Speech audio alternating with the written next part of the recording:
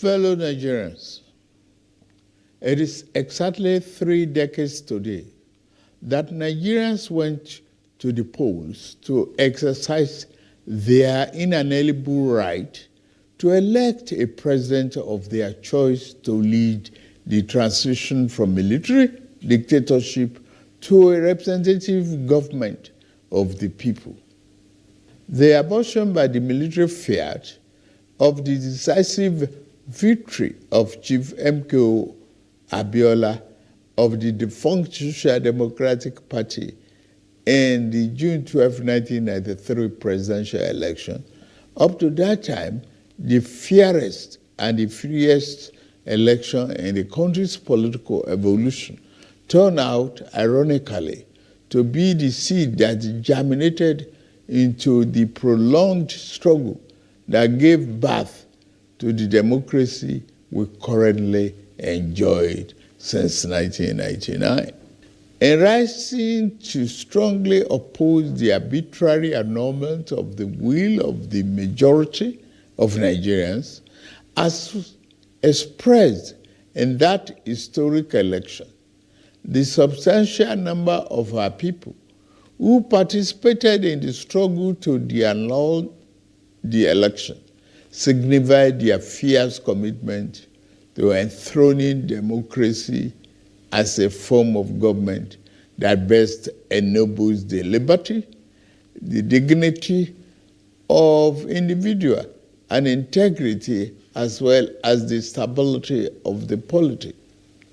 The fierce opposition to the annulment of June 12, 1993 presidential election and unrelenting pro-democracy onslaught it unleashed was the equivalent of the battle against colonial rule by our founding fathers that resulted in the gaining of Nigerian independence in 1960.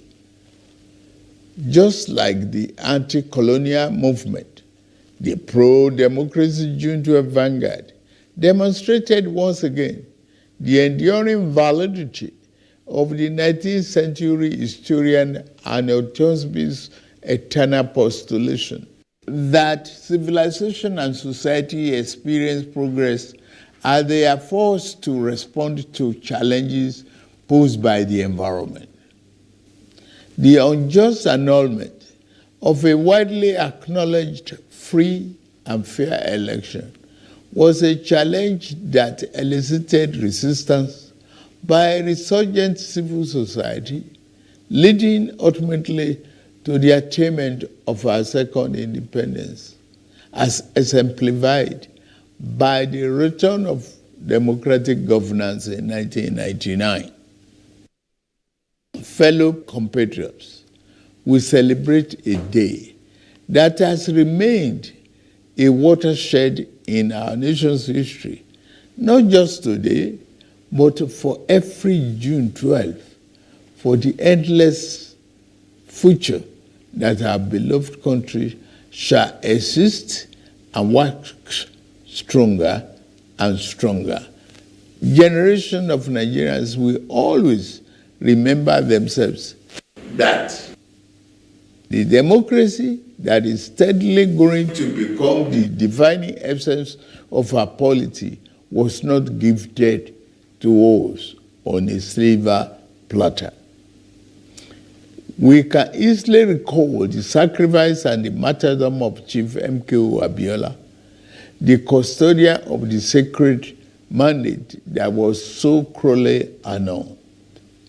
He sacrificed his life in unyielding patriotic defense of the ideals of democracy, as symbolized in his choice by his fellow countrymen and women as their duly elected president. There was an easier choice for him. It was to forgo the justice of his cause and opt for the path of ease and capitulation in the face of the tyranny of power. To his eternal credit, and immortal glory? Abiola said no. He demonstrated the time-tested eternal truth that there are certain ideals and principles that are far more valuable than life itself. Every day on this day, down the ages, we will recall the several heroes of democracy, such as Kudirat Abiola, wife of Chief Abiola, who was brutally murdered while in the trenches fighting on the side of the people. We remember Pat Alfred Rwani, one of the heroes of our independence struggle, and Major General Shehu Musa Yar'Adua, retired, who was silenced by the military junta while in pursuit of democracy. They gave their yesterday for the liberty that is ours today.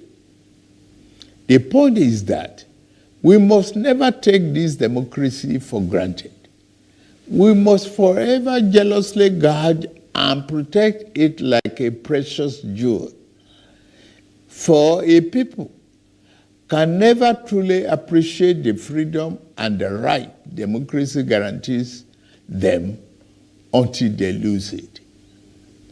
We have transferred the dark, thorny part of dictatorship before, and those who experience it can readily testify to the unbridgeable gap between the dignity of freedom and the humiliation and degradation of tyranny. True, yes, rancorous debates, interminable wrangling, ceaseless quarrels, bitter electoral contestations may be perceived by some as the unattractive feature of democracy, but they also testify to its merits and value.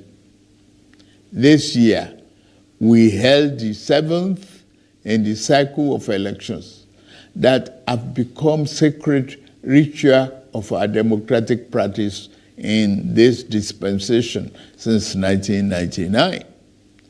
That the polls were intensely contested is in itself positive evidence that democracy is well and alive in our land.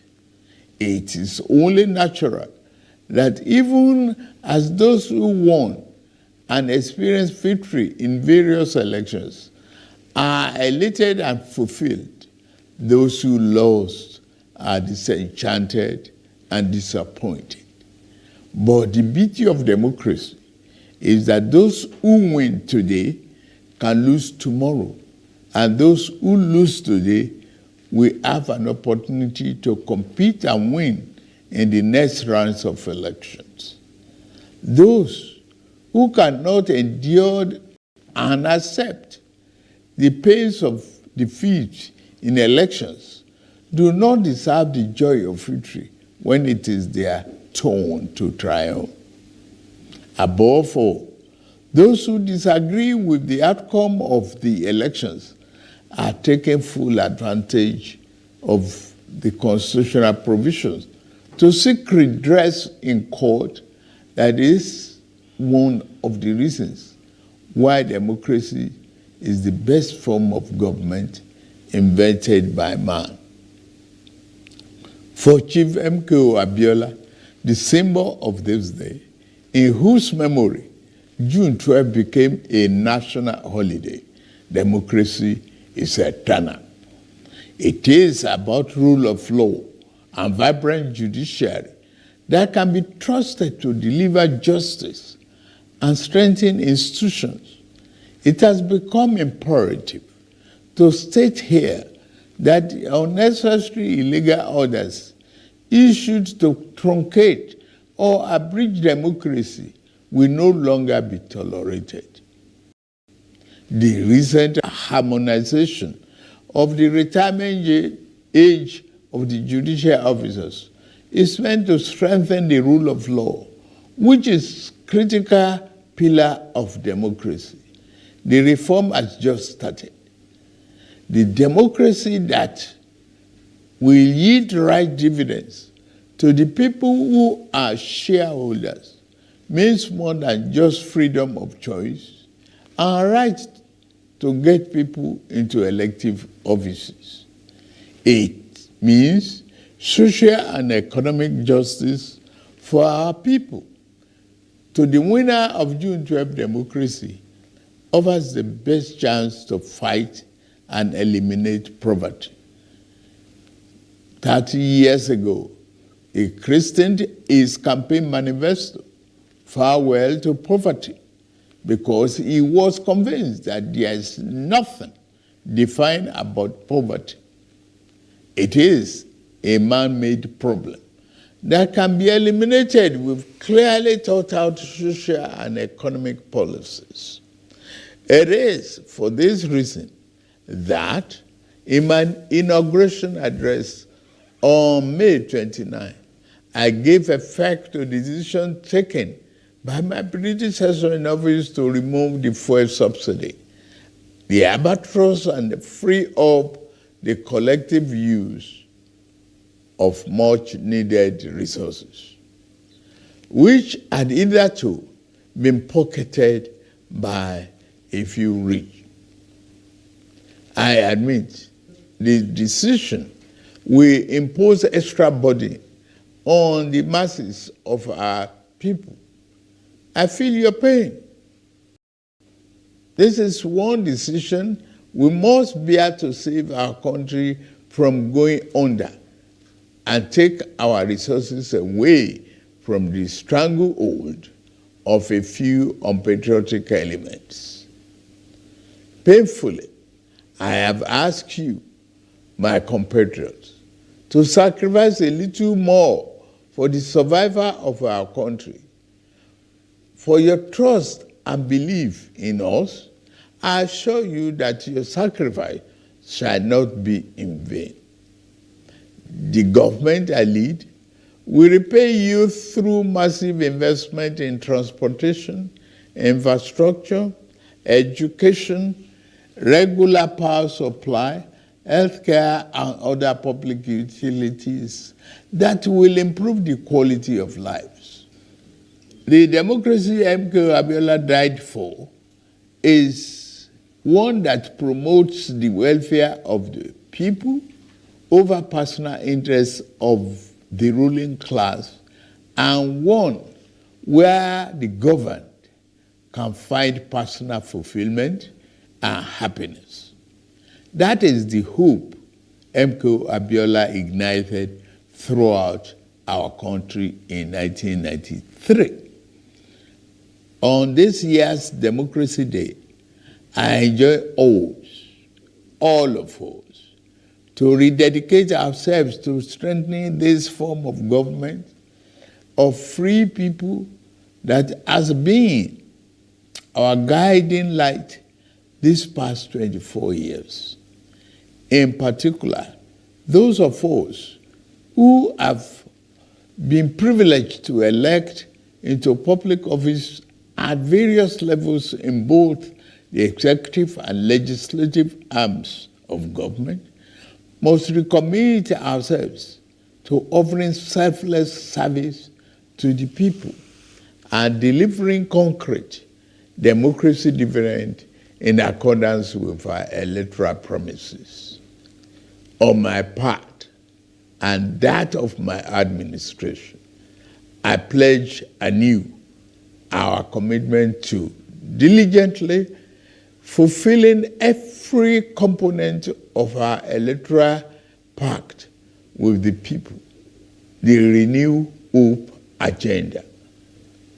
We shall be faithful to truth, faithful to equity, and faithful to justice. We shall exercise our authority and mandate to govern with fairness, respect for the rule of law, and commitment to always upholding the dignity of all our people. On this note, I wish us a happy Democracy Day celebration and pray that the light of liberty shall never be extinguished in our land. Thank you all, and may God continue to bless the Federal Republic of Nigeria.